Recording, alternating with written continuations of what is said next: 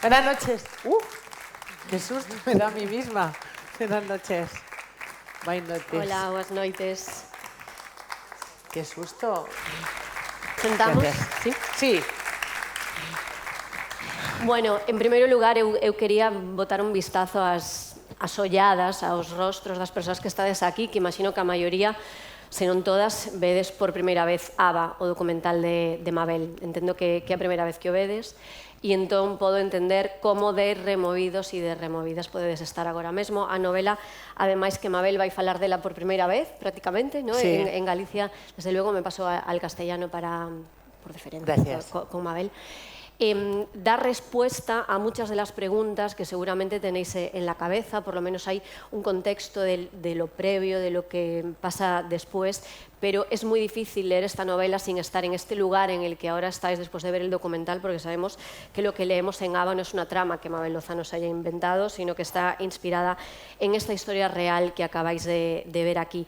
Mabel lleva 20 años investigando, documentando. Me decía cuando empezaba a proyectarse el documental, Mafalda soy yo, la productora. Ella es productora, es guionista, es directora con compromiso social, es una experta panelista en la explotación sexual, 2.0, porque lejos de que en estos 20 años las cosas hayan desaparecido, hemos tenido que incorporar el 2.0 para retratar la realidad. Y esta mañana el Concello de Pontevedra tenía el pleno ordinario de este mes de noviembre, y fue la fecha escogida por la corporación para leer el manifiesto de este 25 de noviembre. Lo leía Gemma Rial, que es decana do Colexio de Abogacía de Pontevedra, puso voz en el pleno a ese manifiesto redactado por el turno de oficio de violencia de género de este órgano colegial, y decía una frase que me parece importante para empezar a hablar contigo. Decía: a violencia de xénero non é un problema privado, é unha violación dos dereitos humanos que interpela a toda a sociedade. Eu estou convencida de que todas as que estades aquí estades interpeladas por este corto documental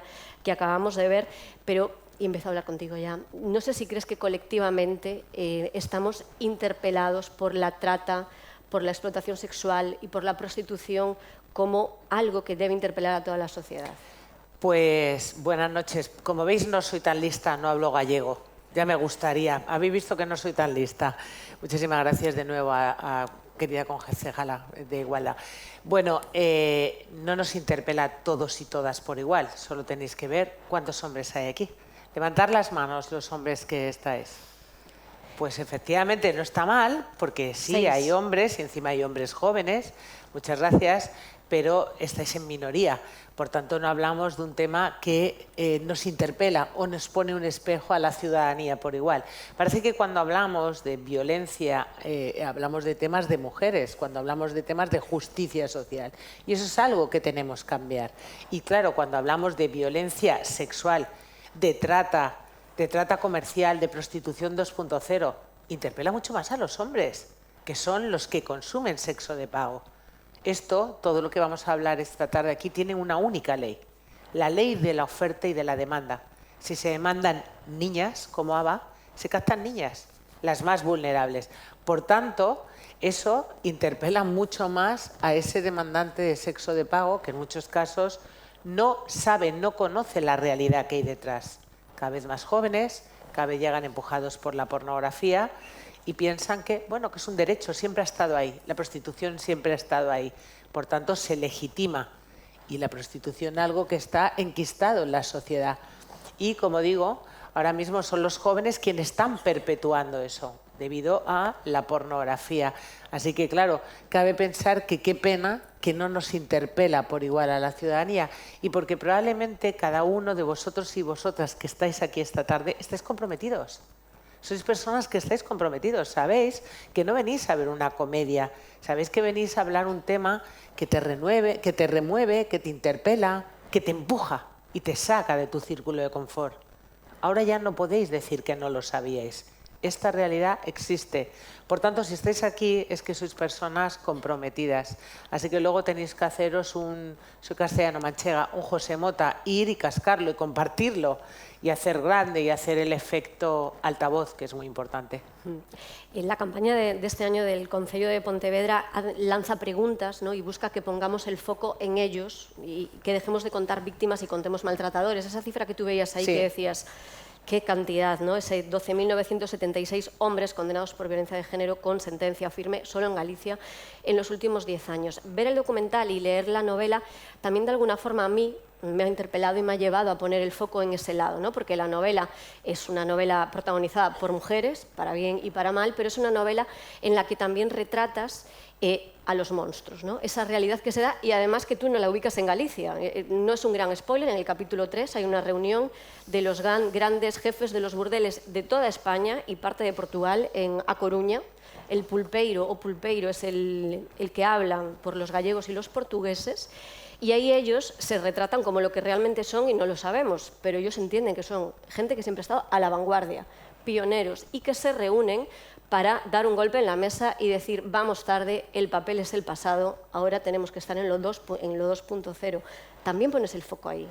Claro, porque tener en cuenta que la prostitución no es un delito en ninguna parte del territorio español, lo sabéis, lo sabemos todos, pero cuando está vinculada a la trata, sí, lógicamente, la trata es un delito, está en el Código Penal español desde el 2010. Pero efectivamente, como un fenómeno delictivo que arroja muchísimos beneficios, es decir, ya por delante del narcotráfico, y porque también está muy unido al narcotráfico, sexo, drogas, pura dopamina. Por tanto, siempre va por delante. Los delitos siempre van por delante de la policía. Entonces, evidentemente, en este momento yo no os digo que la prostitución en calle vaya a desaparecer, pero va a ser residual. La prostitución ya no está en la calle, que también, pero como digo, residual. La prostitución está en la web, está en Internet, es lo que llamamos la prostitución 2.0. La prostitución ha migrado a esas fronteras digitales y también ha migrado a los pisos, a lo que llamamos la prostitución escondida. ¿Por qué? Es muy fácil. Vosotros en Galicia, yo estudio mucho el fenómeno de Galicia. En Galicia hay mucha prostitución y todavía sigue habiendo muchos burdeles, que los sabéis, los veis, los conocéis de toda la vida. Bueno, a esos burdeles las fuerzas y cuerpos de seguridad del Estado pueden entrar con total impunidad para los malos. Y entonces, bueno, pues ahora las mujeres ya no están llegando a los clubes, sino están llegando a los pisos y una vez que están aleccionadas pasan a los burdeles. Por tanto, la prostitución está ya en esa prostitución escondida, en los pisos, la prostitución está en Internet, está en la web, es la prostitución 2.0, es la pornografía. Entonces, es verdad que yo he sido muy vanguardia en cuanto a los proxenetas. La primera vez que se habló en este país de los proxenetas fue mi libro El proxeneta, que hoy justo hemos empezado el rodaje de la serie basada en mi libro. Hoy hemos comenzado el rodaje de la serie para Movistar. Entonces, ahí yo fui pionera porque estuve hablando durante años con un proxeneta real, un proxeneta condenado y sentenciado por prostitución coactiva y trata de seres humanos. Y claro, hago mucha investigación en calle, tú lo has visto porque, bueno, ves con la facilidad que yo hablo de Colombia, porque he rodado en esos lugares y he visto de dónde extraen la materia prima que luego nos encontramos aquí. Es decir, yo estoy en esos lugares, hago mucho trabajo de campo, trabajo mucho con policía. Hace poco he estado en Vigo porque era el aniversario de policía y estuve impartiendo una formación para ellos. Ahora, la semana que viene, estoy haciendo una formación para Guardia Civil. Trabajo con Fiscalía, con Policía, aquí y en los países de origen. Por eso también tengo una documentación, una información muy privilegiada porque hago mucho trabajo de campo. Entonces, describo unos proxenetas que son la realidad, que son los ciberproxenetas. Es esa prostitución 2.0 y ya no son solo mujeres o niñas menores colombianas, mayoritariamente ahora ya son niñas españolas. Niñas españolas. ¿Por qué? Porque están blanqueando plataformas como OnlyFans. Todo les resulta fácil y porque los proxenetas captan de la misma manera, es tu cuerpo, es tu libertad, vas a ganar mucho dinero, es fácil, pero es otro tipo de proxeneta, que se hace amigo, que entra muy suave, que es otro tipo de proxeneta. Entonces, yo creo que esa investigación en ABA despierta un mundo muy diferente o a ti no te ha parecido muy novedoso? Me parece muy novedoso. De hecho, yo una de las preguntas que tenía para ti justamente era, yendo al Proxeneta, buscando la fecha de publicación hace 8 años, cómo habían cambiado las cosas, y las cosas han cambiado en parte gracias a ese mundo 2.0, ¿no? Y a esos ciberproxenetas y a sus modos, a su forma de actuar, pero volvemos a ver cómo son vanguardistas y pioneros, cómo se adaptan, ¿no? Claro, porque a la también realidad. ten en cuenta que ha entrado la pornografía. La pornografía, hemos tenido pornografía, claro, la pornografía no se ha inventado ayer. Lo que ocurre es que nosotros teníamos una pornografía que teníamos que ir a buscar. Una revista, el Plus, un vídeo que había que alquilar. Ahora la pornografía les llega a los chavales a partir de los 8 o 9 años, desde que tienen un dispositivo móvil en su mano. Porque ¿qué es un móvil para un chaval?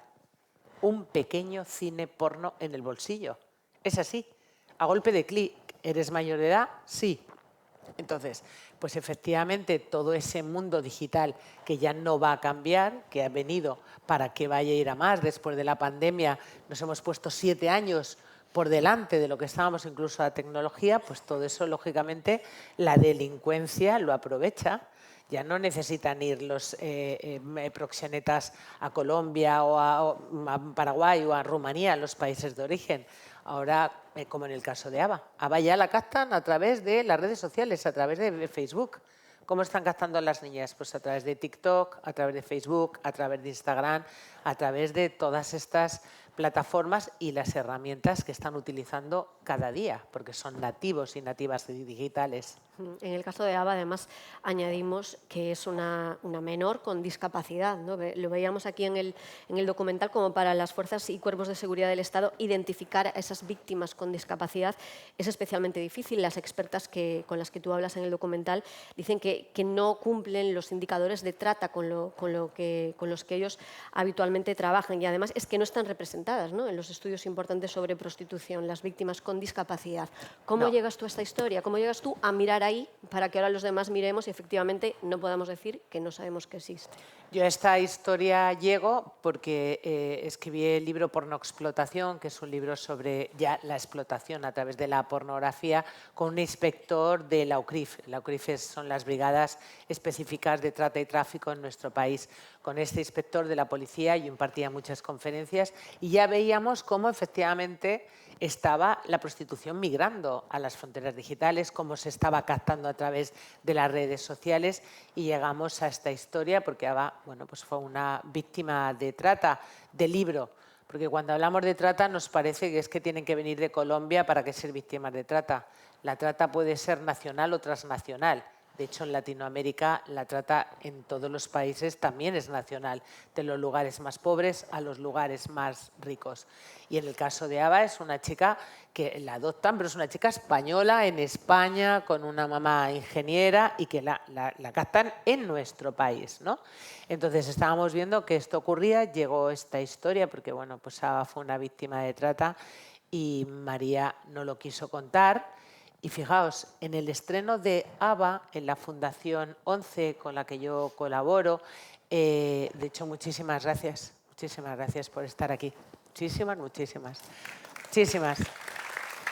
Y el cine, bueno, de hecho, es verdad que ABBA está totalmente accesible, porque para mí el cine tiene que ser para todo el mundo.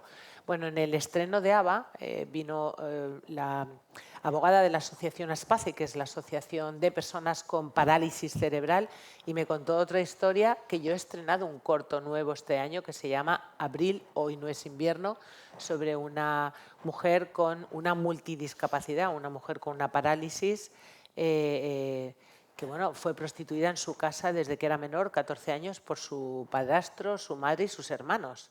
Quiere decir, si pensamos que la violencia machista, el porcentaje en mujeres normales, aunque todas somos normales, pero bueno, sin una discapacidad es alta, fijaos en mujeres más vulnerables. Mujeres que tienen una discapacidad son más vulnerables, mucho más vulnerables. Entonces, si lo pensáis, yo creo que cuando yo trabajaba con el proxeneta le explicaba y le preguntaba, ¿qué tipo de mujeres captáis? Entendiendo que no hay dos seres humanos iguales, todas las personas somos diferentes, Todas las personas somos diferentes. Y personas con discapacidad también tienen otras capacidades. Es decir, todos somos diferentes. Bueno, pues él me decía, buscamos mujeres, pues, esas mujeres que les falta una cocción. Se refería a mujeres con discapacidades. Yo creo que siempre han estado en el ámbito de la prostitución, porque son más fáciles de captar y son más dóciles para explotar, porque en muchos casos no son conscientes de esa explotación y porque también vienen a veces de entornos de mucha violencia. Tener en cuenta que, por ejemplo, muchas mujeres latinoamericanas vienen de que han sido abusadas desde pequeñas. Se han hecho estudios de mujeres en situación de prostitución y gran parte de estas mujeres han sido abusadas, violadas en su infancia. Vienen de entornos de mucha violencia, de mucha desafección. Eso las empuja, en muchos casos, a aceptar, venir a aceptar ese sueño migratorio que es otra cosa, no es otra cosa que una pesadilla.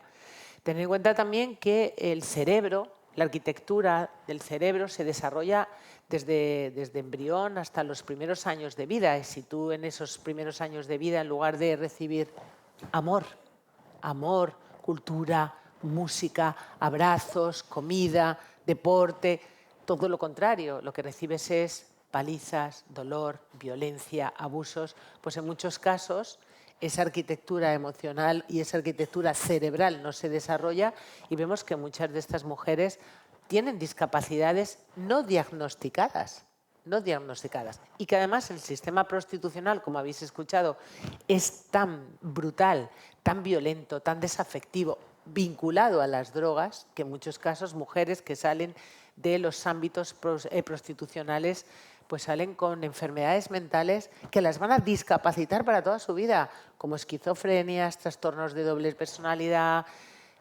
realmente problemas mentales que van a ser durísimos y que van a hacer que no puedan recuperar su vida. Cuando las mujeres salen de la prostitución pensamos, bueno, pues pueden salir con embarazos no deseados, con ETS, enfermedades de transmisión sexual, sí, también.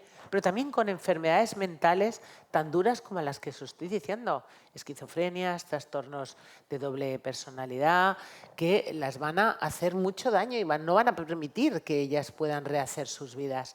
Entonces, Ava ponía por primera vez el foco en algo que nunca se ha hablado, como en el sistema prostitucional siempre ha habido mujeres con discapacidades intelectuales porque no tienen signos externos, pero en cambio, como he dicho, son más fáciles de captar y más dóciles, y como nunca ha habido recursos específicos para ello.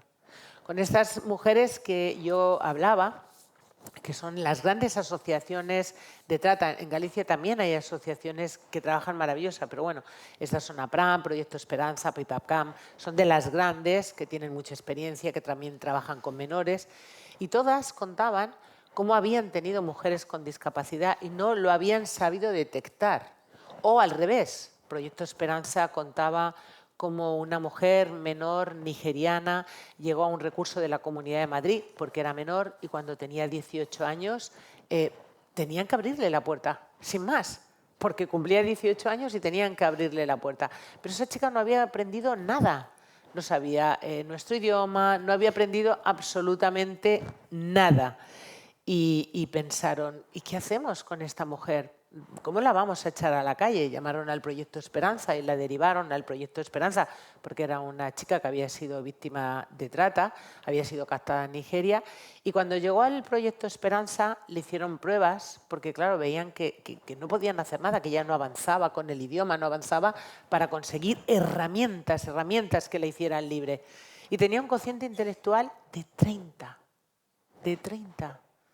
Entonces, era imposible. Entonces, muchas mujeres llegan con enfermedades no diagnosticadas, con discapacidades no diagnosticadas en origen y lo que hemos conseguido con AVA, por eso es tan importante, la cultura, el arte, el cine, junto con la igualdad. Lo que hemos conseguido es que ahora el CERMI Mujeres está formando a los equipos también de Proyecto Esperanza, de APRAM, para que existan recursos de ambas cosas, discapacidad y trata. Y en la ley integral contra la trata, en la que yo también he podido colaborar, hemos sido 8 personas, 8 expertos que hemos colaborado en esta ley integral contra la trata, que espero y deseo que empiece bueno, pues a andar y a marchar desde el Congreso, hemos incluido la discapacidad y los menores, por supuesto.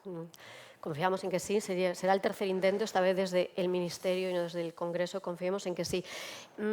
Al final del documental, y también lo vemos en la novela, vemos cómo María y Ava caminan vulnerables las dos, no vemos cómo dices, como el documental se dice, que les han robado su libertad, se han tenido que ir del lugar en el que residían.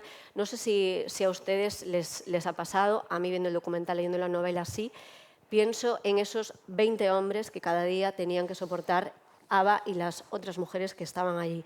Pienso en la libertad que ellos no han perdido, en las vidas probablemente normales que seguirán haciendo, y pienso en lo imposible que es recuperar una vida después de eso cuando tú eres la que ha sido atravesada por esas violencias. Hay un momento muy duro en la novela, cuando la lean, que deben hacerlo, coincidirán conmigo en que así es cuando María, la madre, recupera a Ava y tiene que contenerse para no gritar cuando ve su cuerpo desnudo o respirar hondo para no quebrarse. También le pasa a la lectora porque bueno, pues describes, sin rozar el morbo ni mucho menos, que es un equilibrio complicado que tú consigues en la novela, pero describes en qué situación esa niña vuelve a su casa. ¿Es posible recuperar una vida después de eso? ¿Hay medios suficientes, recursos suficientes para rehabilitar a alguien después de algo así? Pues te voy a hacer un resumen de todo. Yo no hago pornografía del sufrimiento, soy una humanista. Trabajo pro derechos fundamentales. Para mí es una cosa importantísima. Fijaos la historia tan dura que es Ava. No habéis visto ninguna imagen que haga pornografía del sufrimiento. Las palizas y las cicatrices de Ava son esas rocas.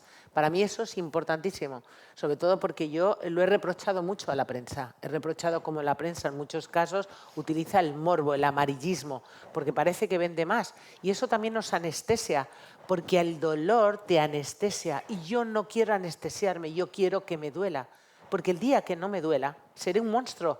Y yo no quiero ser un monstruo. Por tanto, utilizo, vamos, esa delgada línea, nunca jamás la atravieso. O sea, nunca. De hecho, realmente Ava cuenta cómo es por dentro cuando ella estaba siendo explotada, y si te das cuenta está hecho con una suavidad y con, bueno, pues con el respeto que por supuesto me merecen todos los seres humanos, y como digo, soy una humanista.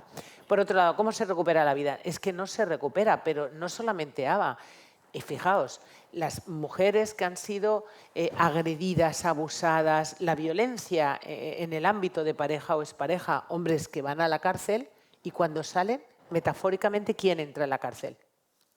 Las mujeres, porque van a seguir teniendo miedo. Pues aquí también, aquí encima hay una impunidad, porque hay una laxitud de leyes tremenda, tremenda. Entonces vemos que efectivamente el proxenetismo no está condenado en todas sus caras, que la prostitución no es un delito, salvo que tú pongas en riesgo tu vida y digas soy una víctima de trata, que eso sí es un delito. Entonces efectivamente hay muchísima impunidad y es una trama muy grande. Y esos hombres, después de estar en prisión preventiva a los 2 años, si el juicio no ha salido, salen a la calle. Y entonces las que se tienen que esconder son ellas. Es que es así. Porque fijaos, yo pensé mucho por qué ocurre esto con la justicia, ¿no? Porque a veces piensas, es que no hay justicia. ¿Cómo es posible? Pero fijaos, si en general la sociedad, en general la ciudadanía, minusvalora la trata, la prostitución, los jueces son parte de esa ciudadanía. Y ya está, punto. Es así. Entonces, si la ciudadanía en general, los hombres en general, minusvaloran la prostitución desde siempre, de toda la vida, no pasa nada, está perpetuada, y minusvaloran el tema de la trata porque va vinculado a la prostitución, ¿qué son los jueces? Ciudadanos. ¿Es así?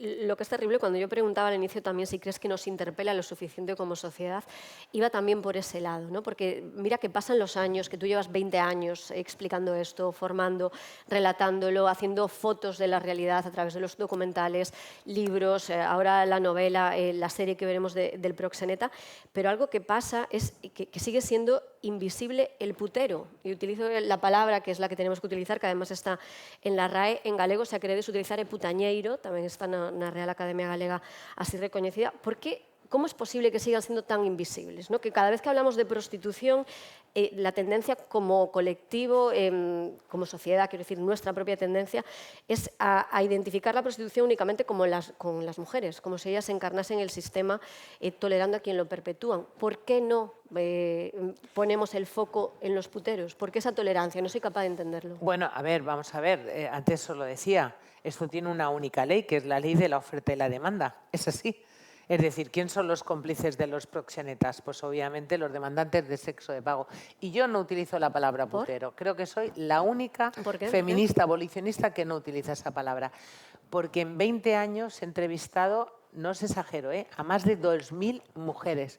Ninguna era prostituta, eran mujeres prostituidas. Entonces, el lenguaje es muy importante. Si te das cuenta, si ella no es una puta, que es una mujer prostituida, él no puede ser un putero cuando hablas de esa mujer.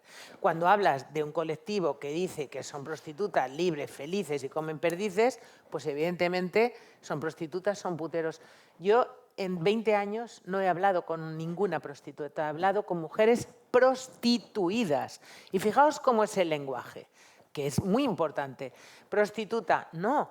Hablamos de mujeres prostituidas o mujeres víctimas de un delito o empresarios de clubes de alterneta, delincuentes, proxenetas, nightclub o sitios de noche, puticlubs, burdeles. Es importantísimo empezar el lenguaje. Entonces, siempre estigmatiza a las mujeres. Por eso yo no utilizo ese término, utilizo demandantes de sexo de pago, prostituyentes, porque efectivamente, cuando lo vinculo, como tampoco nunca podemos decir una mujer víctima de trata que trabajaba en un club, que lo escucho en muchos casos.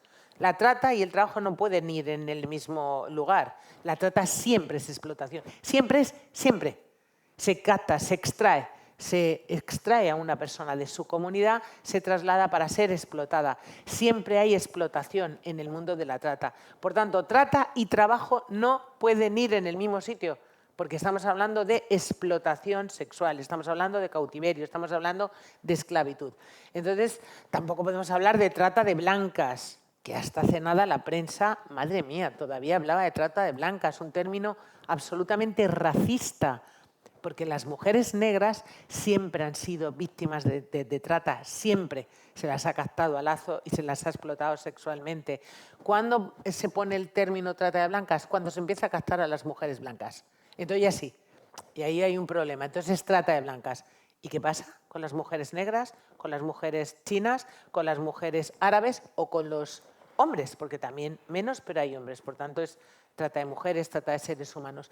Y el lenguaje es importantísimo. Todos los días escucho hablar del fenómeno de la trata, el problema de la trata. No, no. Un problema es torcerse un pie o mancharse. La trata no es un problema. La trata es un delito. Es un delito que está en el Código Español desde el 2010. Y yo creo que el lenguaje es importantísimo todos los días. Porque el problema de la trata no, el problema lo tienes tú. La trata es un delito. Por eso es tan importante el lenguaje, sobre todo porque el lenguaje nos da la relevancia de lo que estamos hablando, que es un delito muy grave, es un delito que vulnera todos los derechos fundamentales de los seres humanos y que además lo tenemos ahí enfrente. ¿Es algo que está pasando en el sudeste asiático? Sí, pero es algo que está pasando aquí en Pontevedra, que está pasando en Santiago de Compostela, que está pasando aquí, al lado nuestro. Y el demandante de sexo de pago, que es del que tú hablabas, son vuestros hombres, son vuestros hermanos, vuestros amigos. Si yo estuviera en mi tierra diría somos nuestros hombres, pero es que estoy en la vuestra. Son los vuestros. ¿Por qué? Porque os preguntaría, ¿vosotros habéis hablado de sexualidad con vuestros hijos e hijas? Ahora podríais decir, yo sí, yo sí. Y os diría, no, no es verdad. Yo imparto cientos de conferencias en institutos de secundaria. Es más, es donde más conferencias imparto, porque creo que tenemos que ir a esa población diana que tiene una única ventana, que es Internet, y no sabe qué hay detrás. A veces pensamos, no, es que no son solidarios. No, es que sin más no llegamos a ellos. No llegamos, no están. ¿Dónde están los chavales? No están. Entonces no llegamos. Y no les educamos sexualmente, ni a su demanda. ¿Cómo se llama lo mío? ¿Cómo se llama lo de mi hermanita? ¿Cómo? Nadie. Yo voy a institutos que me siguen contando. Un chaval, hace nada, en Las Palmas. No, mi madre me dijo que yo nací porque mi padre le puso una semillita en el ombligo a mi madre. Hombre, yo nací en París y me trajo una cigüeña y ya nos estamos en el ombligo, nos vamos acercando. Siglo XXI. Entonces, tenemos un problema. Cuando a nuestros chavalitos hoy en día no les hablamos en los entornos familiares, cuando son menores, de sexualidad, a sus preguntas, a su demanda, y no somos sus referentes, la pornografía ha ocupado ese lugar. La pornografía que ven todos. Porque aunque tú quieras meter a tus hijos en una burbuja, tus hijos están socializados. Van a la escuela, tienen amigos, con lo cual no puedes decir, bueno, yo le tengo una burbuja. Es decir, yo en casa utilizo el PIN parental y que no accedan a determinados contenidos cuando son menores. Ya, pero tus hijos están socializados, lo van a ver en el colegio con sus compañeros. Entonces, ¿qué cabe? Educar, hablar de sexualidad como algo importante, algo transversal al ser humano. Contestar a sus preguntas. Si no sabes, buscarlo en Internet y dejarle para luego la respuesta. Pero como no se hace, su escuela está siendo la pornografía.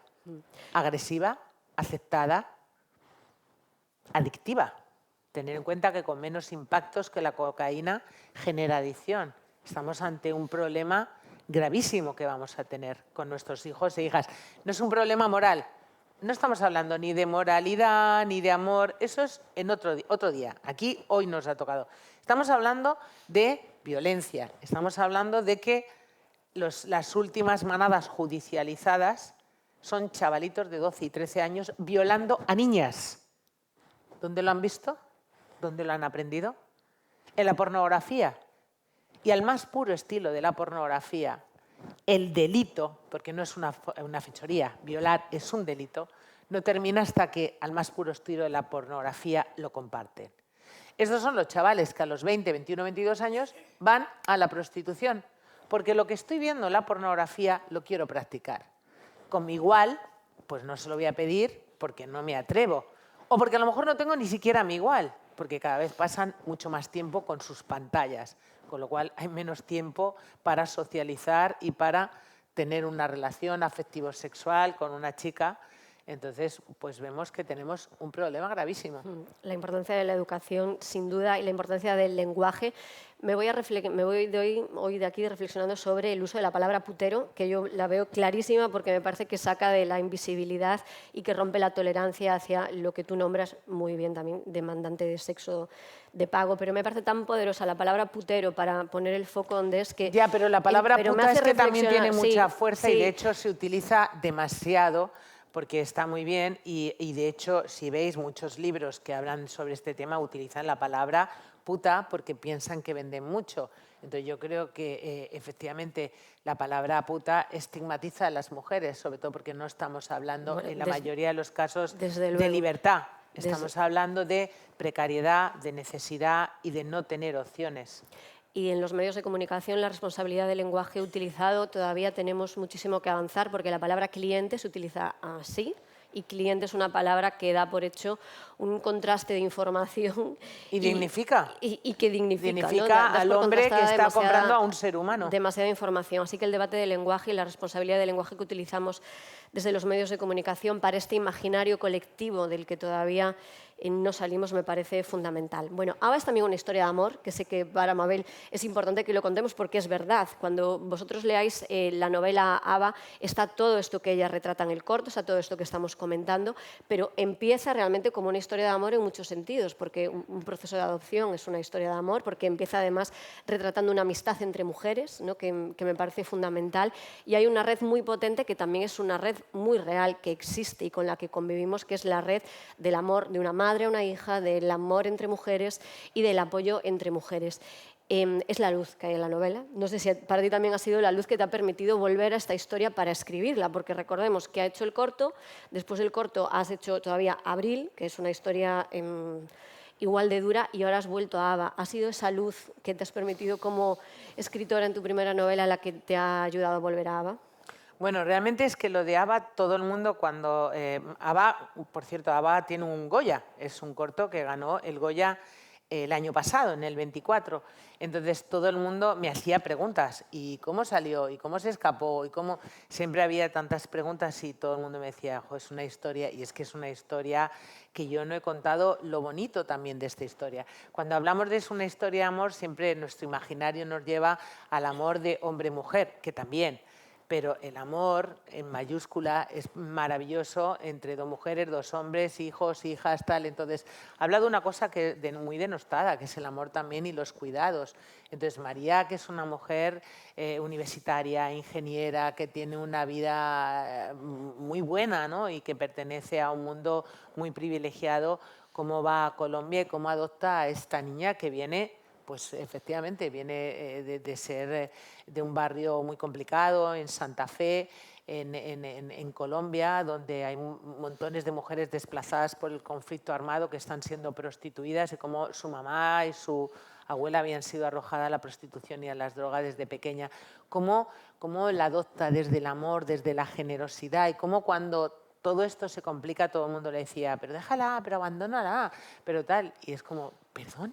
O sea, ¿cómo es esto? Entonces, hay unas mujeres extraordinarias, como es Carmen, como es María, como es la mamá de María. Son unas mujeres muy inspiradoras. También yo creo que necesitamos esas mujeres tan inspiradoras y tan fuertes y esos lazos de permanecer desde el amor, sin querer cambiar al otro, sin preguntar y sin querer cambiar al otro, sino de permanecer desde el amor. Y sí, a mí me parece una historia tan bonita de ellas y tan increíble de ellas que luego, bueno, pues efectivamente lo duro de esta realidad, sobre todo porque cuando lees Saba dices, es que esto ha ocurrido en España, está ocurriendo en España y va a volver a ocurrir, es decir, lo tenemos al lado, esa es la verdad. Pero sí tiene toda esa luz de estas mujeres que para mí son absolutamente inspiradoras y luego hay implícita una frase que yo utilizo mucho con mis amigas, que es, ¿qué sería de nosotras sin nosotras? Piénsenlo, señoras. ¿Qué sería de nosotras sin nosotras? ¿O no? Realmente el curso de la historia de Ava, que fue tan tremendo desde que nació, lo cambia una mujer, no es María, que decide implicarse, que decide adoptarla y que decide abrazar, voy a utilizar la palabra vulnerabilidad, que aparece aquí, que aparece también en el documental, pero voy a decir algo que tú decías cuando acababa el documental, porque la frase final es, no tiene nada de malo, ¿no?, ser vulnerable, y decía Mabel, bueno, o sí, se ve que sí, ¿no? Claro, es que María dice, bueno, y no es tan malo ser vulnerable. Pues efectivamente no es malo ser vulnerable en absoluto. El problema es que de esa vulnerabilidad realmente los demás saquen partido, los demás te exploten, los demás te capten, los demás se aprovechen, ¿no? Que cabe la posibilidad de que todos fuéramos maravillosos y que no existiera esto como un negocio, que no es otra cosa que la venta de seres humanos. Es que piénsenlo, hablamos de esclavitud.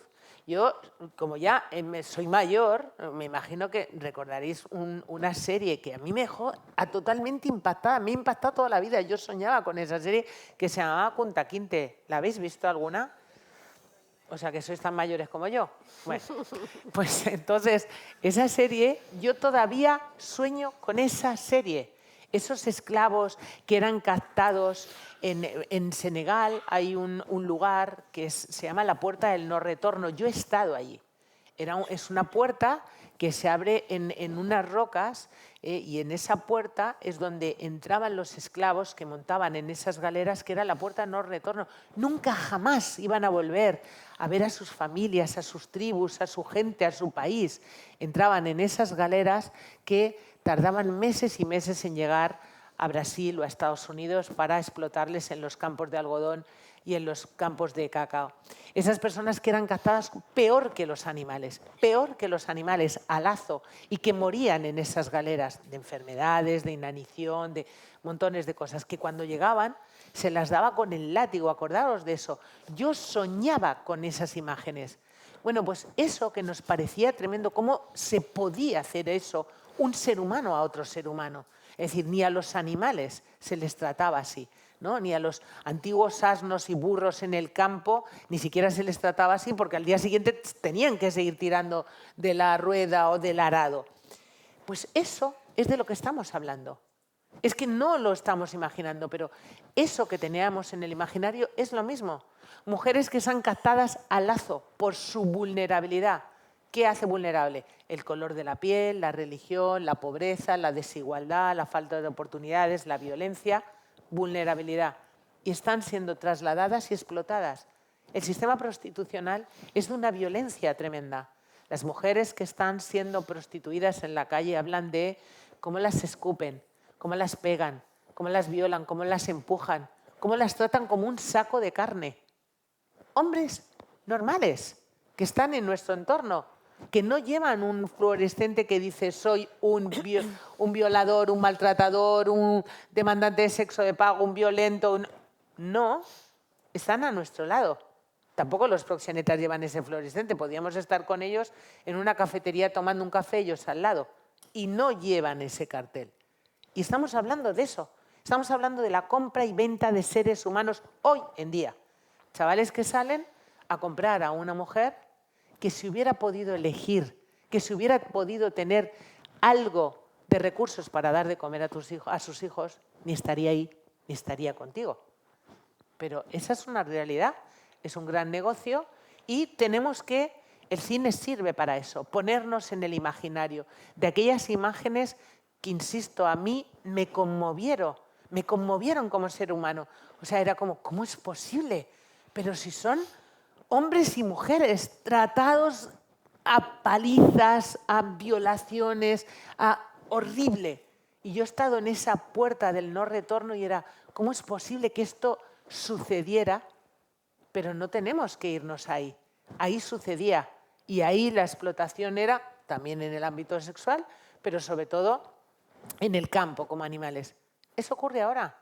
Las mujeres que entran a Galicia, que se las trata igual que ganado, están en cautiverio igualmente, no pueden salir y todos los días 2, 3, 4, 10 hombres van a violarlas. Y podemos decir, bueno, ellas lo han elegido, muchas han dicho que sí. Claro, pero tenemos que pensar que no es relevante que hayan dicho que sí, porque ¿cuál era su otra opción para que comieran sus hijos? La libertad es cuando tú puedes elegir.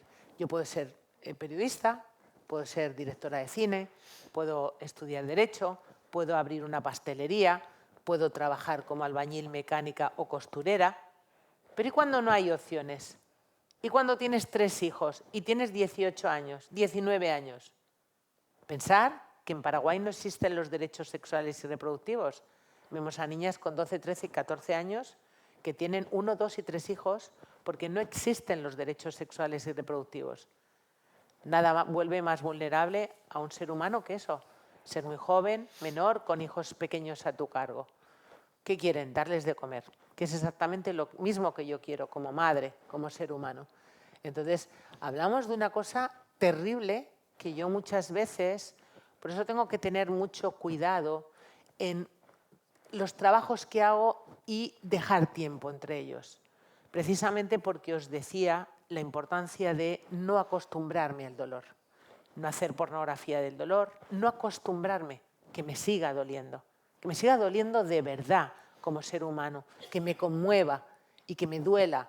Yo, por ejemplo, he escrito Ava y ahora que se acaba de publicar hace una semana, todavía no lo he leído entero de una vez en la novela, porque me cuesta, porque al final siempre tengo miedo de estar en ese abismo siempre mirando a monstruos y que efectivamente yo también me convierta en un monstruo. Por eso tengo que tener mucho cuidado en la distancia que haga entre un trabajo y otro. Hay una palabra que has utilizado y que también se utiliza en el documental, que es la de tratante, que también podemos utilizarla más, porque sin duda retrata perfectamente la actividad, que no deja de ser una actividad industrial por parte de quien ejerce la trata. ¿Pero industrial de qué? Tratante, recordar. ¿Qué vendía el tratante? Ganado. Ganado, Claro, por eso es una palabra muy gráfica también. Ganado. Y utilizo la palabra también industrial porque ella dedica el libro a los millones de mujeres y niñas que, como Ava, son víctimas de la explotación sexual comercial, un negocio que, escuchen la cifra, mueve al año en todo el mundo 160.000 millones de euros bajo la única ley de la oferta y la demanda. Así que la palabra tratante también es muy gráfica para poder utilizar. Y otra cosa que también tenemos que tener muy clara, creo que estás definiendo muy bien conceptos que para ti ya son muy usados, que lo utilizas mucho explicándolo, pero que todavía tenemos que fijar para que todos nos sintamos interpelados por la realidad de la trata, la explotación sexual y la prostitución. La trata no va de placer, realmente, la trata va de poder. Va de poder y con una mujer... Y de negocio. Y de negocio, y con una mujer con discapacidad intelectual ejercen mucho más todavía esa cuota de poder. Yo pienso en quién es el tratante, pienso en quién es el proxeneta, pero no puedo dejar de pensar en esos hombres que escuchábamos ahí que van conscientemente a ese prostíbulo o a ese piso en el que saben que las mujeres a las que van a explotar sexualmente son mujeres con discapacidad. Es decir, buscas ejercer un poder, no podemos definir eso tampoco como una relación sexual. Bueno, es que realmente cuando hablamos de prostitución no hablamos de sexualidad, hablamos de poder. Efectivamente, te he comprado y vas a hacer lo que a mí me dé la gana. Es que esa es la diferencia. Es decir, cuando hablamos de sexualidad y cuando hablamos sobre todo de una relación sexual, tiene que ver con la empatía. Tú quieres, yo quiero. Desde una relación igualitaria, desde el deseo compartido. Cuando hablamos de prostitución, ni hay una relación igualitaria ni hay un deseo compartido. Hay una imposición. Es decir, entonces desde ese lugar, pues lo que vemos es que hay mucha violencia.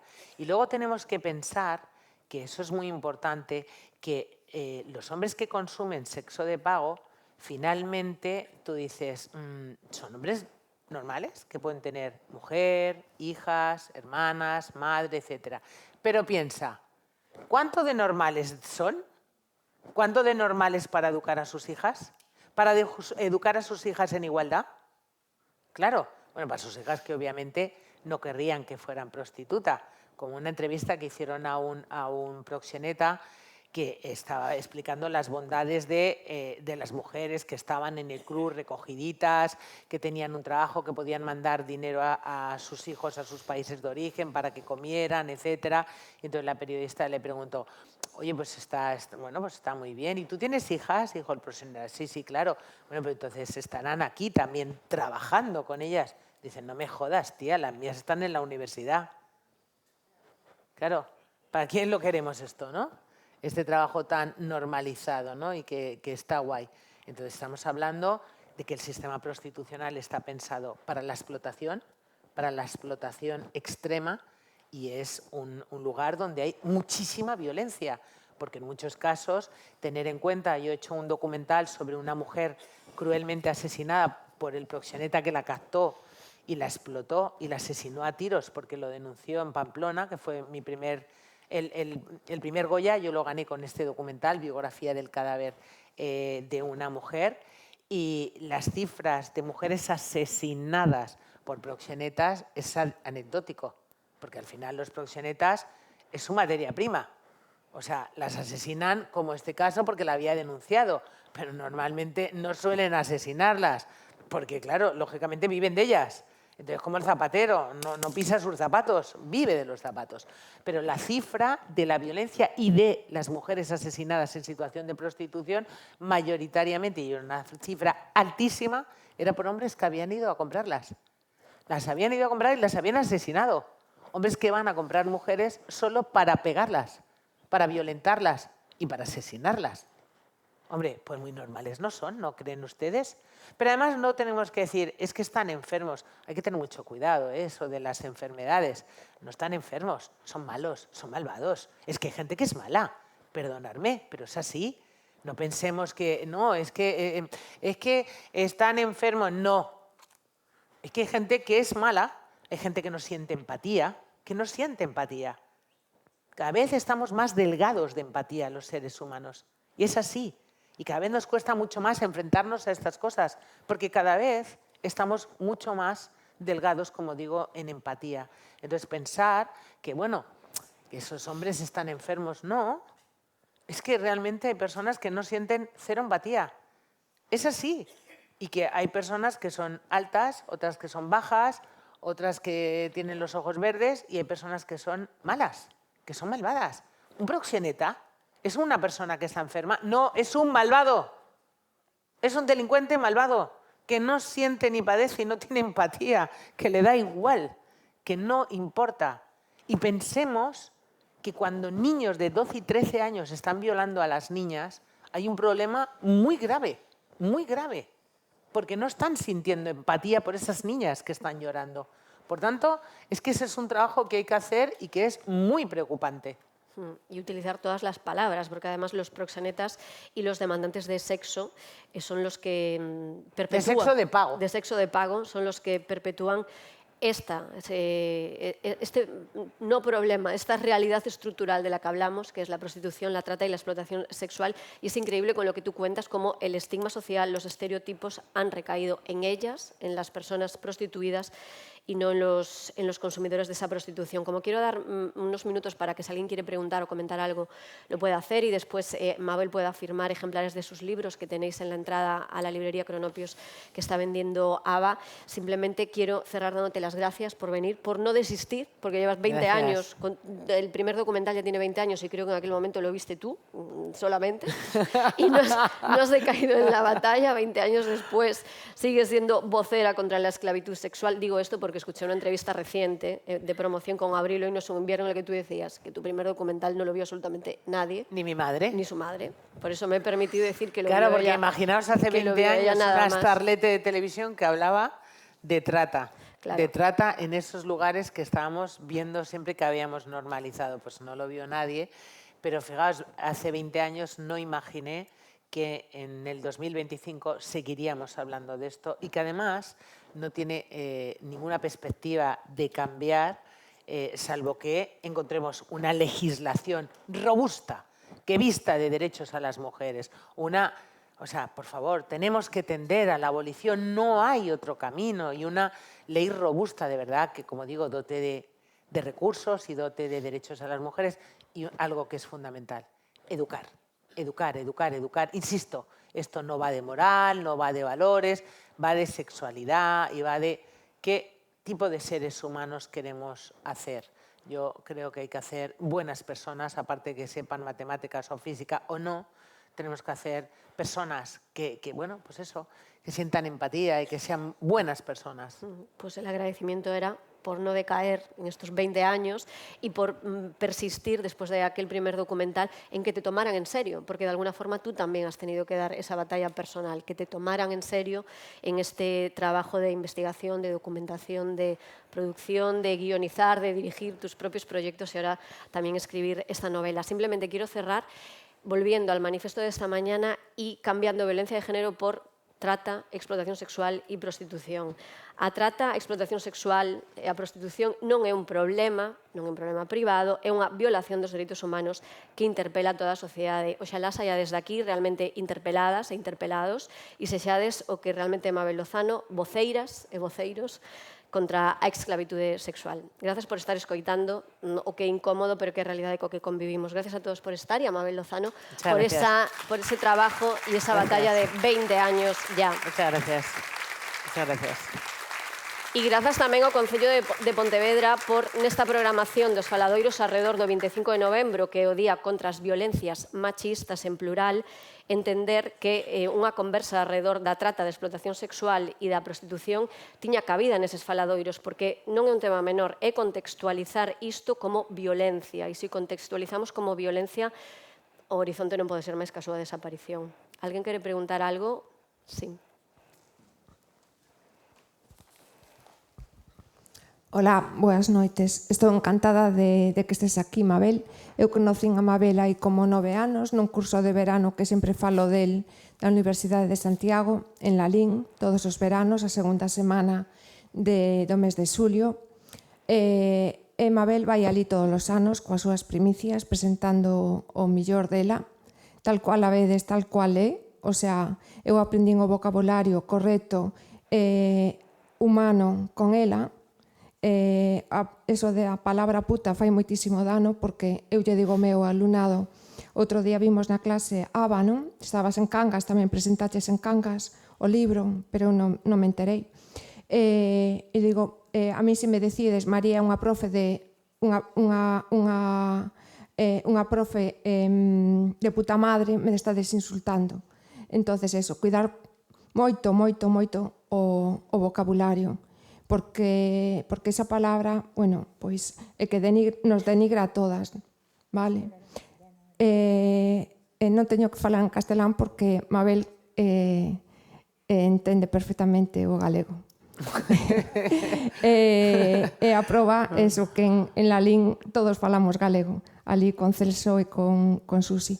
E quería tamén que, se nos podes comentar un poquinho o teu traballo con Lola Lolita Lola, sacar peito, todo isto que estás promovendo polo cáncer e como todo ese traballo que estás facendo, e todos os documentais que podemos topar en Radio Televisión Española Play, que tanto traballo te costou que estén aí. E moitísimas gracias, benvida e ben acollida en Pontevedriña. Muchas gracias. Bueno, sí, tenéis mi serie Pornoexplotación en RTV Play de Televisión Española, que está muy bien para verla, sobre todo si tenéis hijos e hijas adolescentes y verlo con ellos, que está muy bien, y crearles un pensamiento crítico con respecto a la sexualidad. Hablas de Lola Lolita Lolaza, yo siempre hablo en primera persona y siempre he hablado de la trata, de la explotación sexual comercial, de la prostitución y de la pornografía, pero Lola Lolita Lolaza es un corto de animación que hice con una productora gallega, Chelo Loureiro, que es maravillosa, sobre mi propio viaje con un cáncer de mama. Yo tuve un cáncer de mama y lo contaba con humor, pero lo he contado con mucho humor, llamando las cosas por su nombre, al pan pan y al cáncer también, para quitarle y restarle el estigma. Y lo hice con humor, porque yo sí me puedo reír de mi cáncer, no del tuyo, pero del mío sí. Pero también explicaba que ya está, yo quiero el derecho al olvido. Yo ya estoy dada de alta de esto. No sé si voy a tener dentro de 10 años otro 12 o 25 cánceres, pero morirme con 110 años, con lo cual me moriré, no pero sí con 2 o 3 cánceres. Pero también creo que es importante no perpetuarme, y yo lo contaba con humor en ese escenario, de víctima o superviviente de cáncer de mama. A la gente que tiene un infarto no son supervivientes de un infarto.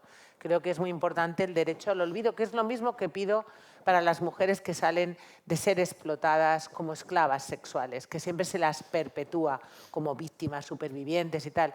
Y al final las revictimizamos. Una mujer que ha salido de ese entorno ya no es una víctima. Y es muy importante ese derecho al olvido. Entonces, bueno, pues yo con Lola Lolita, como os digo, lo he contado en primera persona, no me he cortado ni un pelo, he contado todo en clave de humor. Porque efectivamente, como no la he palmado, que estoy aquí, lo puedo contar en clave de humor si lo hubiera palmado, pero como no la he palmado, ya me han dado de alta. Pero igual que no la he palmado, señoras, señores, ya está. Derecho al olvido, no a perpetuarme. Me han subido el seguro con el que viaje al mundo entero a 3 veces más, porque he tenido cáncer. Pero bueno, hombre, ¿y este que le han dado un infarto, qué pasa? Derecho al olvido, insisto, que es lo mismo que yo pido cada día para las mujeres que han estado siendo explotadas, que no pueden decir que han estado ahí porque se las estigmatiza de nuevo como prostitutas, cuando son mujeres que ya han salido y nunca han sido prostitutas, sino han sido víctimas de trata o mujeres prostituidas. ¿Alguien máis quere preguntar, comentar algo? Sí, unha máis. Por certo, gracias a Rebeca e a Vidalia, que son os nomes propios das intérpretes de signos que están facendo que esta conversa sexa máis universal. Bueno, pois, boa noite, parabén polo, desde logo, por todo o teu labor. Pero yo prefiero que habléis en castellano, bueno, de verdad que no soy tan lista, que me cuesta muchísimo. Mira, cales son os pasos que ti pensas que habería que dar na sociedade para lograr unha abolición, bueno, soñemos, non, da prostitución? E por parte do Estado, non? Porque levamos anos e anos cunha lei, cunha reforma... Vale, bueno, esto lo voy a hacer muy corto porque es más de lo mismo y seguimos siempre en un rodillo en el que no podemos. Entonces, a ver, no hay voluntad política. El PP ha gobernado en solitario y el PSOE ha gobernado en solitario, con lo cual ahora es como, claro, tenemos un batiburrillo, ya, pero es que habéis gobernado los dos grandes partidos en solitario y no lo han hecho. Por tanto, no hay de verdad una voluntad política, hay mucho bla, bla, bla, bla, pero luego no es verdad. Entonces, habría que preguntar por qué. Claro, algo que da mucho dinero, que te enfrentas al 50% de la población, que son los hombres. Entonces, no hay voluntad política. Entonces, es muy importante que la ciudadanía hable, empuje, porque cuando la ciudadanía se mueve, el mundo se mueve. Y luego hay que tener en cuenta que también para todos nosotros es muy fácil que lo haga el gobierno, ¿qué tal? Porque efectivamente ahí solo podemos empujar. Es decir, insisto, cuando la ciudadanía se mueve, el mundo se mueve. Pero, ¿qué podemos hacer nosotros? Yo creo que hay que hacer un acto de constricción. ¿Qué puedo hacer yo? ¿Yo qué soy? Yo soy madre, soy una educadora. Yo soy padre, soy un educador. ¿A mis hijos? Voy a hablarles de esto. Voy a crearles un pensamiento crítico de que esto existe. Y que cuando tú normalizas el no vamos de putas, no dicen de putas, dicen a putas. Lo has leído en la novela, ¿no? Los chavales ahora es nos vamos a putas. Estás comprando un ser humano, que además un ser humano, insisto, que si hubiera podido elegir no estaba ahí. Entonces, ¿qué tengo que hacer? Educar, educar, educar, educar y empujar. Y sobre todo, esa ley tiene que ser muy robusta, porque si no es muy robusta, condenamos a más de 200.000 mujeres a la exclusión social. Y eso es muy importante. Siempre la prioridad son las mujeres. ¿Una preguntilla más? ¿Tú querías hacerme una pregunta?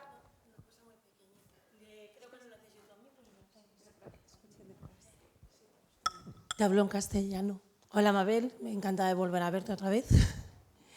Me quedo con una reflexión que dijiste, que las personas en este tipo de delitos la vergüenza está del lado de la víctima. Igual que ante una violación, la mujer va con la cabeza agachada, que nadie sepa que me violaron, que se olvide eso de mi vida. Una mujer maltratada es a ella la que se lleva una casa de acogida fuera de su círculo, mientras el señorito sigue por ahí. Que me parece una vergüenza que hasta ahora no se haya resuelto eso y no eches a Paquito a otra ciudad en vez de a esta mujer con sus hijos a cambiar de amigos, de vida, de clima y de todo. O sea, te estoy castigando por haber denunciado. Y pienso que, por lo que leo, que sabes que soy abolicionista hasta la médula, que tendríamos que intentar el modelo que hay en Suecia. Que en Suecia la gente joven ve como una vergüenza y como que nadie se entere si yo he ido a pagar por violar. Yo ya no lo llamo ni sexo de pago, sino pagar por violar. Ya. Que consigamos que sea una vergüenza ir a pagar por violar, porque si uno no quiere, es una violación. Ya, pero a ver, te cuento, cuando en este país, en Suecia, se hizo la ley de abolición de la prostitución, había 8.000 mujeres en situación de prostitución. Las dieron trabajo a todas. ¿Qué haces con las 200.000 mujeres que hay en España? Entonces, eso es importantísimo, porque yo como feminista, como muy conocedora de este tema, tengo mucho cuidado con esto, porque es verdad que en Francia, que han abrazado la abolición, la ley no tiene tanta dotación económica y hay que tener mucho cuidado. Es decir, hay que hacer leyes robustas. Al mismo tiempo, porque esa ley también tiene que tener la educación. Educar a nuestros jóvenes. La educación que debe partir desde los entornos familiares, desde que eres pequeño, a tu demanda, a tu pregunta. Pero insisto, las dieron trabajo a todas, porque eran muy pocas. Pero el problema que tenemos en España es que el colectivo de mujeres en prostitución, dice la Delegación de Gobierno de Violencia de Género, el Ministerio de Igualdad, que son 100 y pico. Tener en cuenta que eso siempre es la punta del iceberg, porque son mujeres que están en situación de prostitución en burdel a cielo abierto, calle, rotonda, etcétera, y en club, que es donde pasan las fuerzas y cuerpos de seguridad del Estado. No están contabilizadas todas las mujeres de los pisos. Debe haber un colectivo superior a 200.000 mujeres. Esa ley tiene que ser muy robusta para dotarlas de oportunidades. Si no, las condenamos. Entonces hay que hacerlo muy bien, porque las leyes deben ayudar. Las leyes no pueden condenar. Entonces, eso es lo que tenemos que hacer muy bien. Y simultáneamente, cada uno en su casita haga los deberes con nuestros hijos. ¿Cómo es posible que un chaval de 22 y 23 años se vaya a putas? Hoy en día, con la libertad sexual que hay. Por favor. O sea, es que eso no tiene nada que ver con la sexualidad ni con una relación sexual. Entonces, ese es un trabajo que lo tenemos que hacer. Y que dentro de la Ley Integral contra la Trata, uno de los capítulos más importantes precisamente es la educación. Porque en los centros escolares, como sabéis, no se aborda el tema. No se aborda, porque tampoco los profesores son especialistas en estos temas. Entonces, como no se aborda ni en los entornos familiares ni casi en los centros escolares, Pues claro, tenemos un problema gravísimo, que un chavalito está con, ¿me dejas tu móvil? Sí. Con su pequeño cine porno desde que tiene 9 años. ¿Eres mayor de edad? Sí. ¿Y le parece normal que el vídeo más visto en Internet, con más de 345 millones de visitas, es la violación grupal de una chica en un bosque? Nadie le ha dicho que eso no es la sexualidad. Y nadie le ha dicho que a las mujeres que nos violen, que nos empujen, que nos escupan, que nos tal, no es lo que más nos gusta. Y que eso no se llama sexualidad ni relación sexual, se llama violación. Pero como nadie me lo ha explicado y no tengo un pensamiento crítico, esto es lo que estoy viendo. Esta es la realidad. Así que lo más importante es que cada uno sepamos qué podemos hacer, qué puedo hacer como ciudadano y como madre y como educador y como educadora y, por supuesto, pues efectivamente mover, inducir, pedir.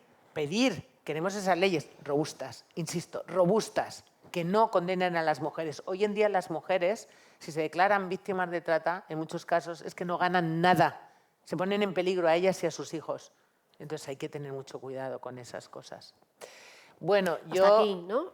Sí, para terminar, siempre termino porque me parece, el día que yo iba a los Goya, yo estaba nominada, era mi 4ª nominación con ABA. Yo estaba nominada 5 veces, con Chicas Nuevas 24 horas, sobre la trata, con Tribus de la Inquisición, un documental sobre el narcotráfico en Bolivia.